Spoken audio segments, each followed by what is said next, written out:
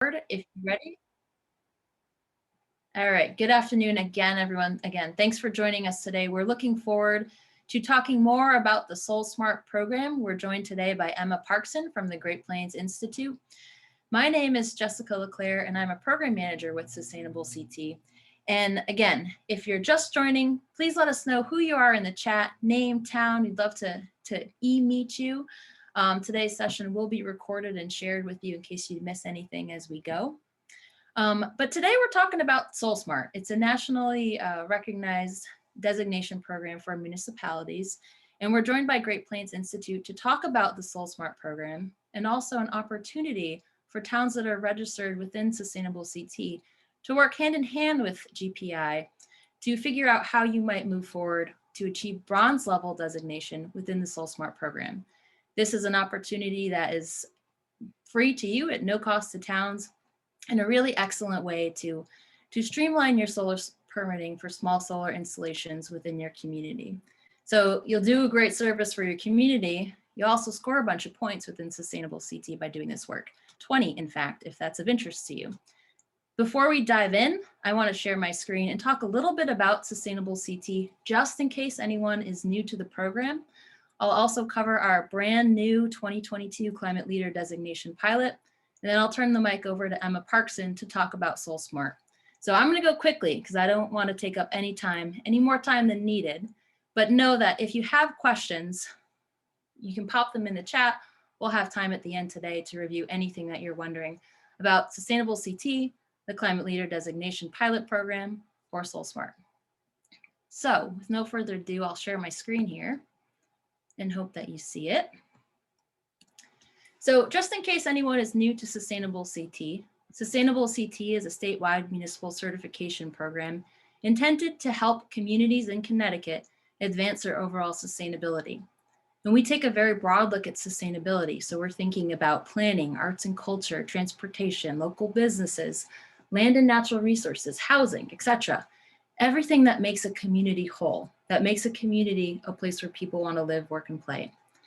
At the core of Sustainable CT, we have a menu of actions that, again, run that gamut of all things under the sun. And these are essentially sustainability best practices. There's no one-size-fits-all way to navigate Sustainable CT. Communities have the opportunity to pick and choose actions that speak to them, that you want to work on, that reflect who you are as a town, as a city, who you are now, and who you want to be down the road. We want you to be successful within Sustainable CT. If you want to be successful, if you want to achieve certification, if you want to work on an action, whatever your goal is, we want to help you achieve that goal. And we have different supports available, including a community match fund and also technical supports, like this opportunity to work with Great Plains Institute. And these supports are intended to help you take on the various actions within the program. And I can show you some links and put some links in the chat to give you more information on other supports that are available to you as a community as you move through Sustainable CT. Towns that are in the program have 2 levels of certification available to them right now, bronze and silver. If you're wondering where's gold, well, it's coming. And we've been saying that for a while now, but it is coming and we intend to launch it in 2023. We're eager for your feedback. And if you have thoughts on what a gold level certification could and should include, please send them over. And I'll put a link to our email address in the chat box once I wrap up. But if you're in the program or you've been in the program, there's something new on top of bronze and silver certification. New this year, we're piloting a Climate Leader designation. This is optional. You don't have to do it, but you can. So if you're already bronze or silver certified, or you achieve certification this year or recertification this year, you are eligible to be considered in the Climate Leader Designation Program. And I'm not going to get too much into the weeds in this, but if you have questions, we can review them today after the end of the session. But essentially, what we've done for the Climate Leader Designation is look at our existing list of actions in the program, and we've curated a list, actions that we think would yield a high greenhouse gas reduction benefit. So of these actions, and I'll show you them, we've got 31 of them. If you earn a total of 140 points from this specific list of actions, and you're bronze, at least bronze certified, you can be and you will be a climate leader. We're excited about this. It's a pilot, so we know we're going to learn a lot, and we are very eager for your feedback. And you can see in this last bullet, here's the email address if you do have feedback. What actions did we miss? What actions should we build into the program? What actions should we remove, etc.? We really do want to hear from you as you move forward with this work. These are the 31 actions that are currently on the Climate Leader Designation list. So I want to draw your attention to the top left-hand corner to action 5.6, the streamlined solar permitting for small solar installations. And there's two ways you can move through this. Each one yields 20 points. And the work that you do with Great Plains Institute could help you achieve either one of these, 5.6.1 or 5.6.2, depending on how you move forward with their no-cost assistance. This is the first of a Climate Leader webinar series, and we'll be running this series throughout the next several months. So if you have topics you want to hear about, let us know. But at this point, we're trying to tailor the webinar so they're specific to the actions on the Climate Leader Designation pilot list. So on March 3rd at 3 p.m., we'll learn how to benchmark your town's energy use. This covers actions 7.1, 7.2, and 7.4. And you can register for that one if you're interested. We also have a webinar coming up on March 31st, where we will hear from Pura about Connecticut's new electrical vehicle and energy storage programs. Really exciting, lots of funding coming to towns to put up EV charging stations and energy storage, which is exciting. Again, this would cover action 6.4. And we've got several others that are in the works. Once those are ready and registration links are live, we'll place them on this link here that you can see. We'll also put recordings up and slide decks if we can. So if you miss anything and you want to go back, we will be building out a library of information. So as you're moving through the actions on that climate leader list, you have as many tools as we can give you so you can move through and be successful. So that's it from me. And I want to now stop my share and turn it over to Emma Parkson from Great Plains Institute, who's going to talk to us more about the SolSmart program and the opportunity to work with GPI to achieve bronze designation in that certification program. All right, thank you so much, Jess. Can everyone see my screen? Yep. Perfect. All right, thank you. So like Jess said, my name is Emma Parkson. I am with the Great Plains Institute, here to talk to you about SolSmart, how we can help you, what the steps are in SolSmart, and what the next steps are in joining SolSmart in conjunction with the Sustainable CT credit. So just want to start off by acknowledging that this work with the SolSmart is funded by the Department of Energy. So all of my time is paid for by the Department of Energy, and the technical assistance is free to you. So what is SolSmart? SolSmart is a national designation and technical assistance program that helps local governments make it faster, easier, and more affordable for residents and businesses to go solar. So a SolSmart designation would recognize communities that have taken key steps to address local barriers to solar energy and foster the growth of mature local solar markets. And a designation also demonstrates that a community is open for solar business. It makes it attractive for solar companies and other business development contractors would like to come in and install solar on your houses and your businesses. SolSmart, again, provides targeted no-cost technical assistance to help communities reduce solar soft costs and earn the SolSmart designation. So SolSmart actions to reduce local barriers include increasing transparency. We do this by having you post your permitting process online, making it very clear what the steps are to install residential solar and business solar, but we kind of focus on the residential side of solar here. We also encourage you to develop a solar landing page. This would include all of your local government's solar requirements. It would include solar incentives, financing options, as well as like a solar map that shows what your capacity is in your community. We also help with increasing understanding. So we provide training on solar PV to staff working on permitting and solar inspections. So we have trainings that are pre-recorded, and we are also able to provide live trainings to you. And these are free for you, of course. And then we also have trainings for your planning and zoning staff on best practices in your zoning ordinances. And then for reducing barriers, we encourage you to decrease permit turnaround time and codify that solar PV is a by right accessory use in your solar zoning ordinance. This makes it very clear to residents and contractors that solar is going to be easy to permit in your community. The designation structure for SolSmart is very similar to the Sustainable Connecticut certification. So we have a bronze, silver, and gold level. For bronze, which is kind of what we're talking about for the Sustainable CT certification, there are 3 prerequisites, and then you need to meet a minimum of 20 points in the permitting and inspection category, 20 points in the planning and zoning category, and then a total of 60 points overall. And then for silver designation, you must attain bronze designation, complete an additional 3 prerequisites, and have a total of 100 points. That does include the 60 points that you've achieved for bronze.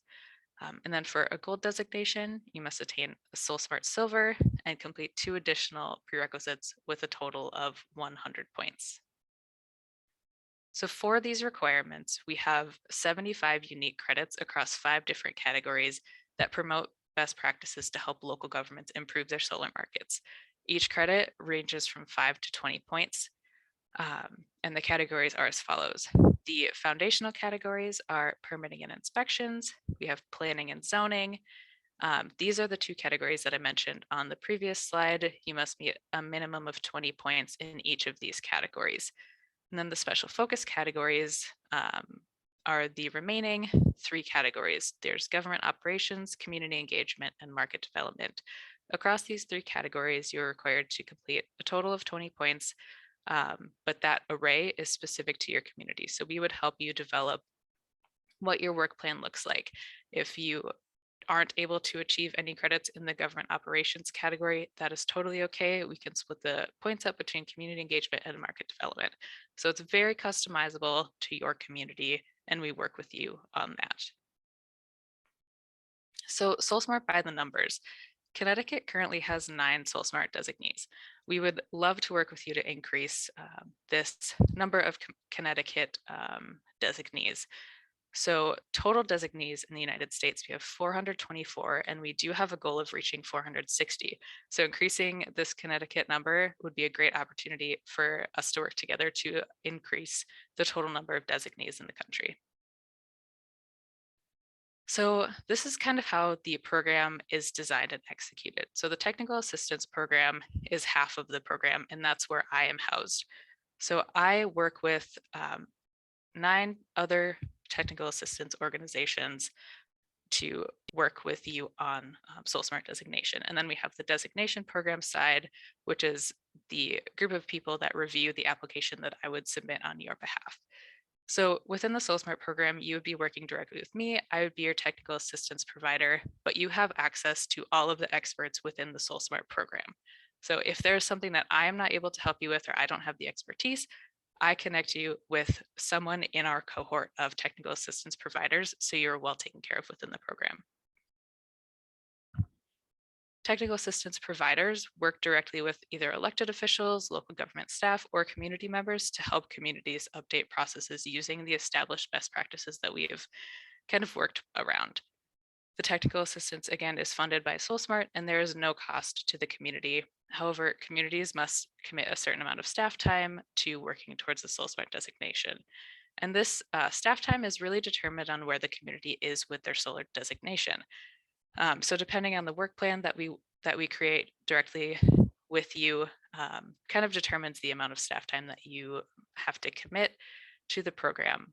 So if you've already completed prior to joining SolSmart specific SolSmart credits, that reduces the amount of time that you commit to the program. And then technical assistance is tailored to fit the community needs. We have an online resource library. You have unlimited emails back and forth with me with as many questions as you have. We provide webinars. We have templates for many of our credits.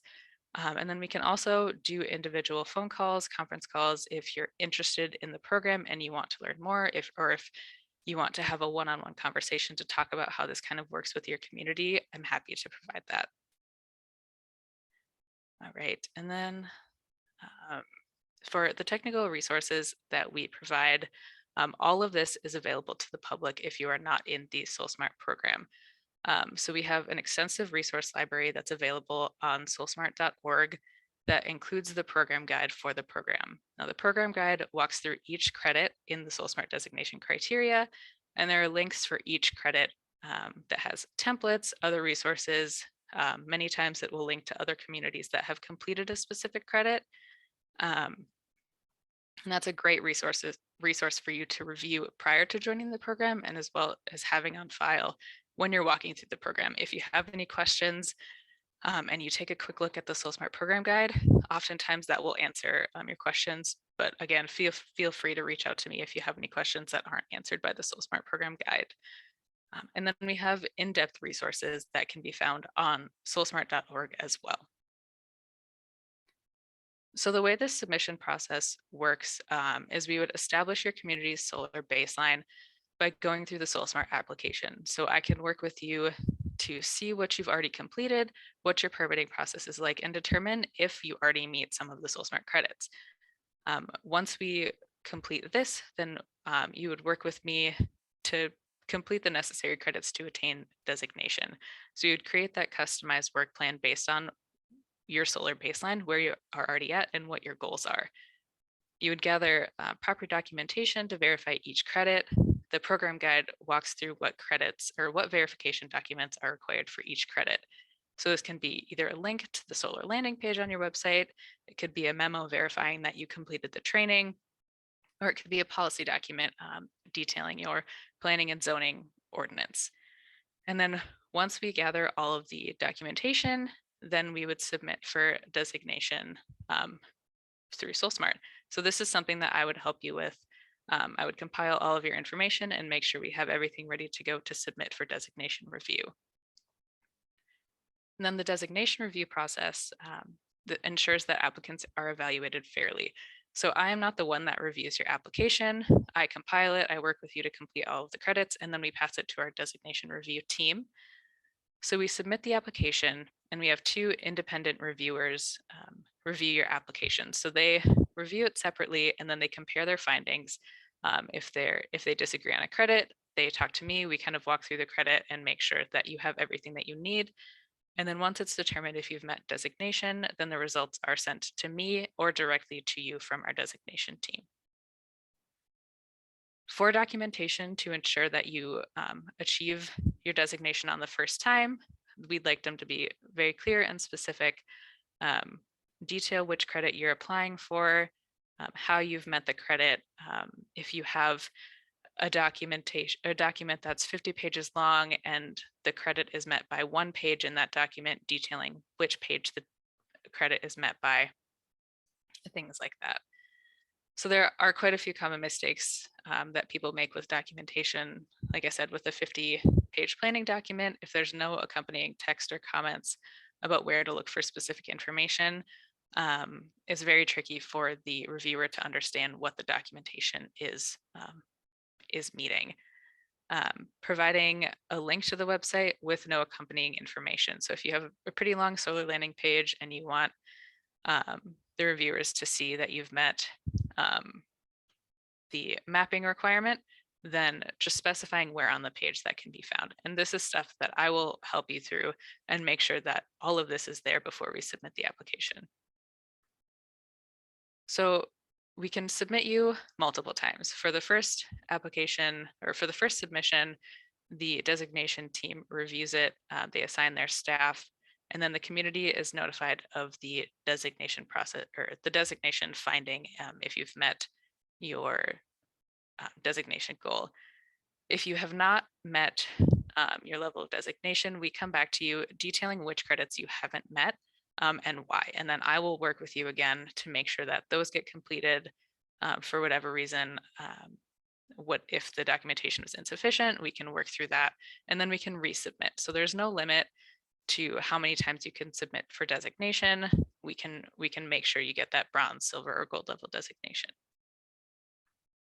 And then promoting a community designation after you've achieved it.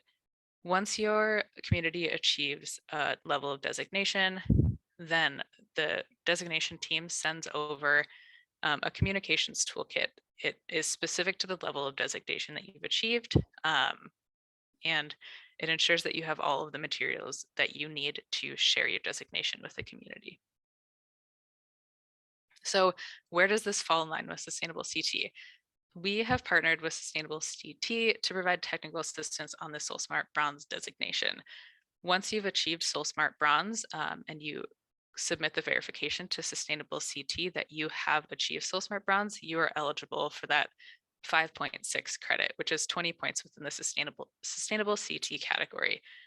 This is a really great opportunity for you to have that free technical assistance for this credit, so you can achieve both SolSmart designation and attain more points in the Sustainable CT program. If you're interested in joining, you have to first complete the first prerequisite of the program, which is a PR1 solar statement. This is something that we have a template for you. It's just a simple one-page memo stating that your community is interested in the program. And then you would list 2 to 3 goals that you'd like to achieve, have it signed, and the person that signs this letter would need to be someone in the city that is able to make decisions on behalf of the city. So it does not have to be the mayor. It does not have to go through an official council approval process. But if your community chooses to do it that way, that is completely up to you. So it can be a department head that signs this letter, can be the mayor, or it can be the city manager, however you choose to proceed with that process. And then once we receive that solar statement with your commitment to the program, then we will work with you to provide that baseline review of your community and then create a recommended work plan for you to achieve SolSmart Bronze. And then a question that we often have for communities is, if I achieve SolSmart Bronze, is that it? Can I come back for more resources and more technical assistance? Absolutely. Once you're a SolSmart community, you are a SolSmart community. So if you've achieved Bronze and in 3 months, you're like, you know what, this isn't enough. We want to go for silver or we want to go for gold. We are here to help you. So we are here to provide free technical assistance. And the Department of Energy has renewed this program for an additional 5 years. So we're going to be around for a minimum the next 5 years to provide technical assistance on solar. If you are a bronze level community and you want to go for silver, feel free to come back to us to achieve silver. If you're a bronze designated community and you're not ready to go for silver, but you have questions and you need more help, we are always here. So we can provide that free technical assistance to you once you're in the SolSmart program, regardless of the level of designation you've achieved. That is the end of my formal presentation. I'll stop sharing my screen so that you can ask questions and we can have a conversation about the opportunity. Excellent. Thank you, Emma. And Charlie, I see a hand up there, so feel free to just shout out your question. Okay, 3 questions. Is there a look back period? Or because there may have been things within Pomfret that have been done 4 or 5 years ago. And then the next question is, once you've achieved the designation, do you lose it in time and you have to renew it? Yeah. So to answer your first question, we have a look back period of 5 years is kind of the typical look back period. So if you've completed a SolSmart training or if you've attended a live SolSmart training in the past and it was within the last 5 years, we can take that credit. And then for renewing credits, there at this time, we don't go back to review your designation. If you're a bronze level community, we don't take that away. You are a bronze level community once you've achieved that designation. Okay, and I don't mean to sound like a sustainable CT prostitute, but are there more sustainable CT points as you increase from bronze to silver to gold? There are not yet, Charlie, but it's something that we could consider. Okay. Thank you. Other questions, Rob? Yes, thanks for the presentation today. Can you tell me what you would consider fast turnaround for permits?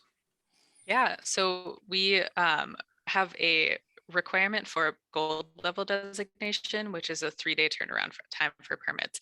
That's the only requirement that we have for a specific date, but we do like to see within 5 to 10 days of a turnaround time if you aren't able to meet that 3-day turnaround time. But if you are going for a gold level designation, you do have to meet the 3-day turnaround time. Okay, and that includes residential and commercial reviews? That's just residential. That's just residential. Okay, thank you. Yep, so we don't have a turnaround time requirement for commercial.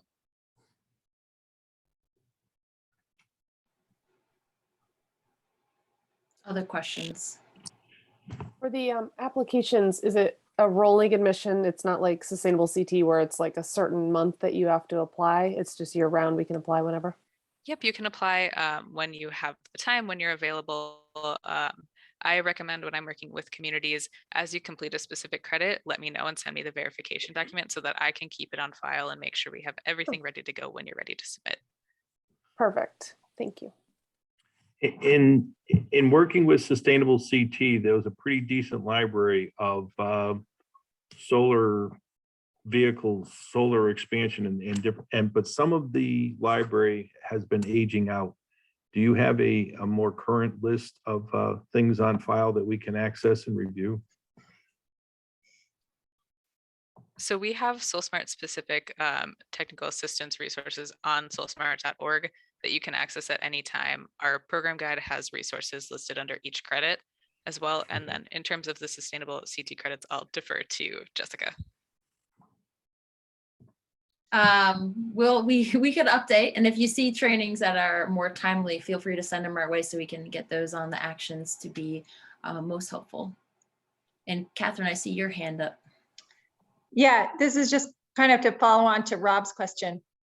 I just want to make sure. So if a town's regular permitting process meets some of the requirements for SolSmart, you're not looking for us to treat solar preferentially. We just need to kind of outline that process, which may include just some of the process of our regular permitting process, right?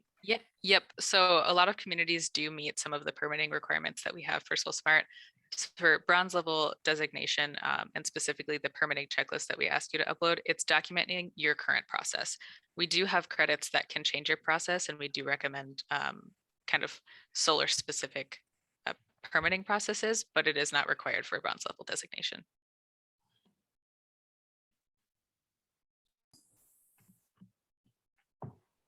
Sorry, if this is Chuck Liddy, could you talk a little bit more in depth about the categories, permitting and inspection, planning and zoning, what kind of things that you address, and are tax issues addressed anywhere, and other things that the community might do and to, that you help the committee?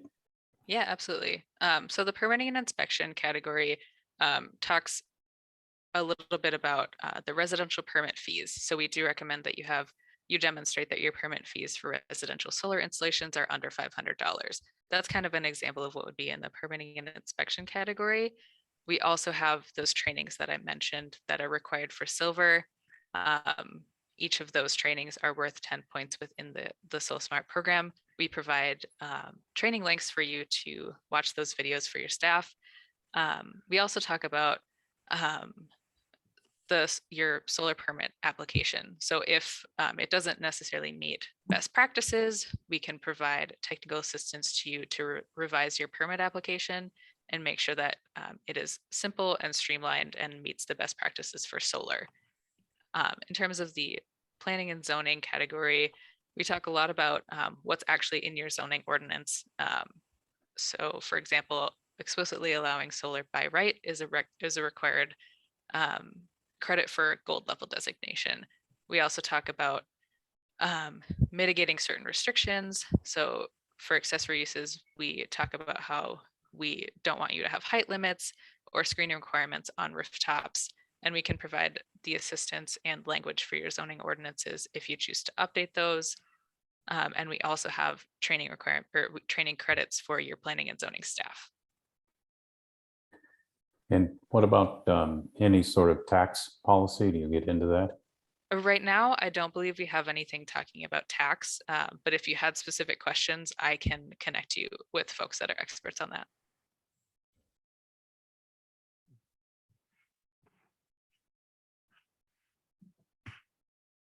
Taking a look at your program guide, so you have all of these credits. I mean, it seems to kind of work similar to Sustainable CT. I see some are labeled as required. So those are the things you mentioned, but the rest of them, is there any particular like order? Can we just pick and choose the ones that work best for us? I mean, is there any limits on that as far as what we choose? Yeah, so there's no limit. That's kind of when I talk about creating a work plan that's specific to your community, it's talking about picking and choosing the credits that work best with your goals that you'd like to achieve and what you've already completed. So for the prerequisites, everybody's required to meet those specific credits, but the remaining 75 credits in the program, it's up to you which ones you'd like to complete. Perfect, thank you.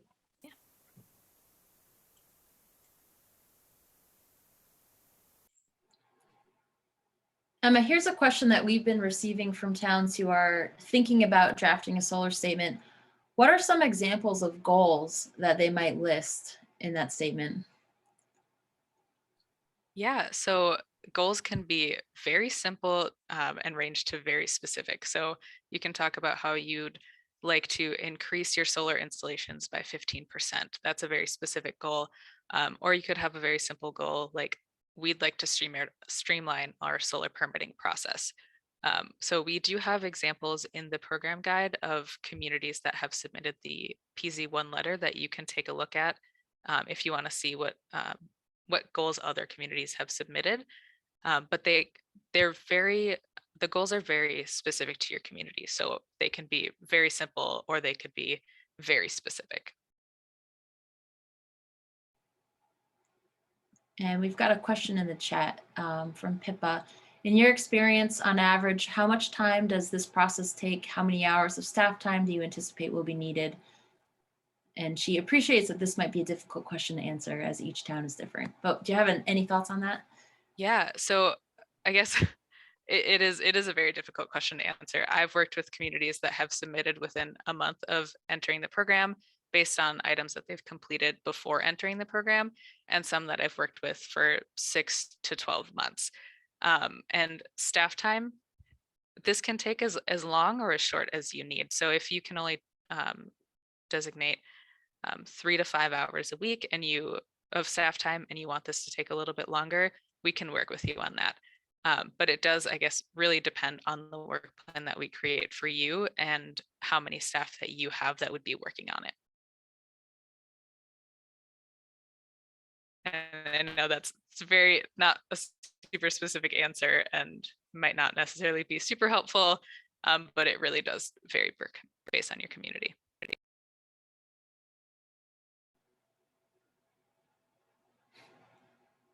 Other questions from the group? We've got one from Bernie. Is this related at all to the Solar APP Plus? App Plus? Yeah, sorry.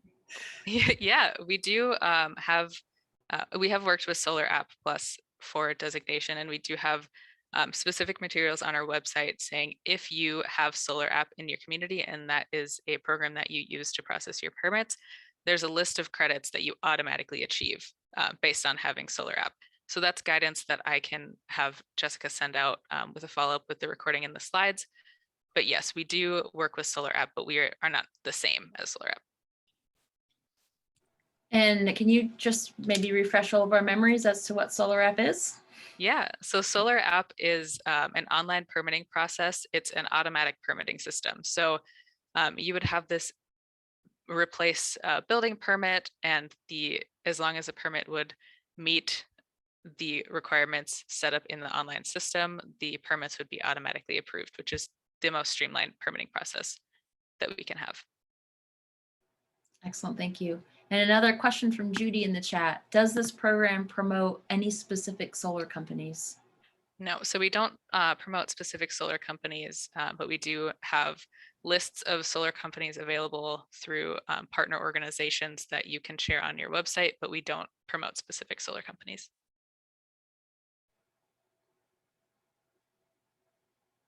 Hi, this is Janet from Ashford, Connecticut.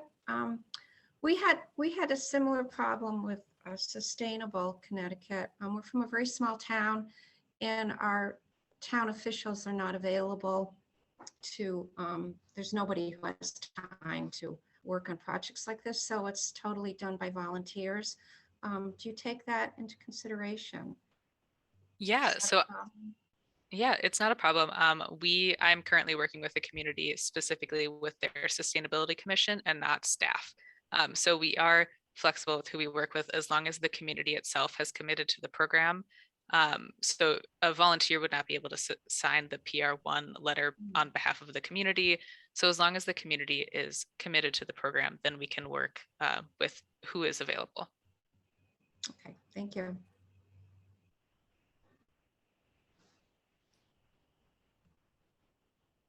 Other questions?